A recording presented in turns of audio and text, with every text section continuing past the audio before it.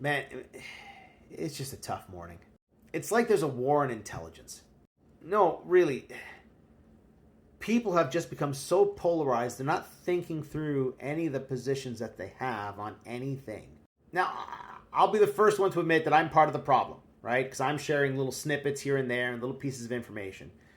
And possibly not enough information. But Jesus, man, it's like people are willfully being stupid. Mostly around our own incomes. And I'll get to that at the end of the video, but let me start. Why 3 big banks raised fixed mortgage rates despite falling bond yields? Long story short, because the trend over the last few weeks was an increase in the bond yields, and now it's fallen off. So basically, it's a reaction to what's happened over the last month and a half or so. Now the yields are falling again. There'll probably be more adjustments, but they don't change these things daily. It takes time. We are in a falling interest rate environment. Over the long term, the rates will come down. If you think rates are going up, you got to give your head a shake.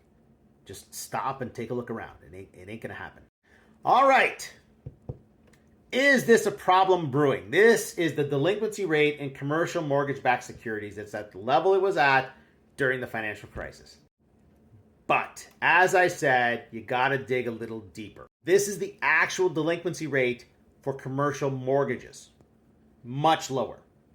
This is commercial mortgage-backed securities. It's not the same thing.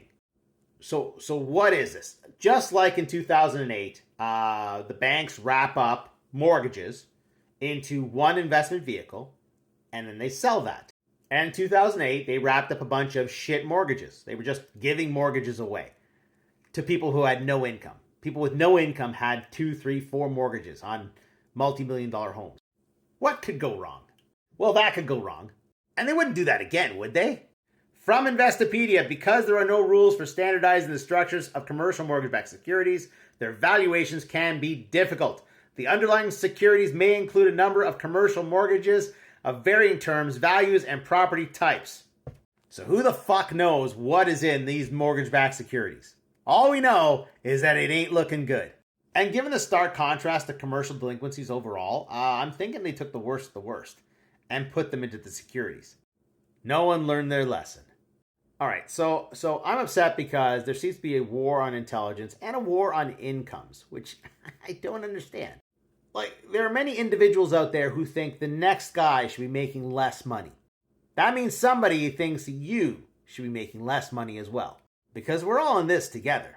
Now, down south, many were excited about this, Donald Trump's proposal to end taxes on overtime.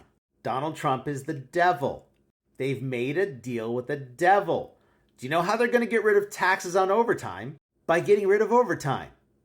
Overtime exists because there's a law about it. And they can get rid of it. Oh, yes, they can. The government of the United States found, back in the 19th century, that people working in manufacturing averaged about 100 hours a week. Overtime didn't exist. Weekends didn't exist. 100 hours a week. That existed.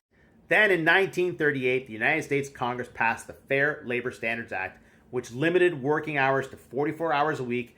They then changed that to 40 hours a week, and then Australia, Canada, the UK, etc., they all adopted that standard. That's where the idea of overtime comes from. It's the law. And now the people that make the laws don't like overtime. Donald Trump and what appears to be his co-president, Elon Musk, famously hate paying overtime. Elon Musk says he wants people to join his little group over here. High IQ revolutionaries willing to work 80 hours a week for free. Employees will expect it to perform tedious and unglamorous cost-cutting work. The compensation is zero. The compensation is going to be him calling you a high IQ revolutionary, even though you are not. And people in Canada want that shit coming north. What is wrong with you? This came out the other day, and I've seen many comments supporting the idea. It ain't going to play out the way you think. Go check out Puerto Rico. You think they're going to come across the border and you're going to be okay? I don't care how much you love them. They're going to take your shit. First off, if you have anything denominated in Canadian dollars, that's going to tank. Because if they take over Canada, the Canadian dollar will cease to exist. Ergo, it'll have zero value. And then they'll make all legal agreements null and void, including the ownership of your property. Go look at Gaza. Yeah, no. If they come north, it ain't going to play out the way you think. As much as you may admire the man, as much as you may love the U.S., it isn't going to play out the way you think. It simply is not. Proof in the real world says so.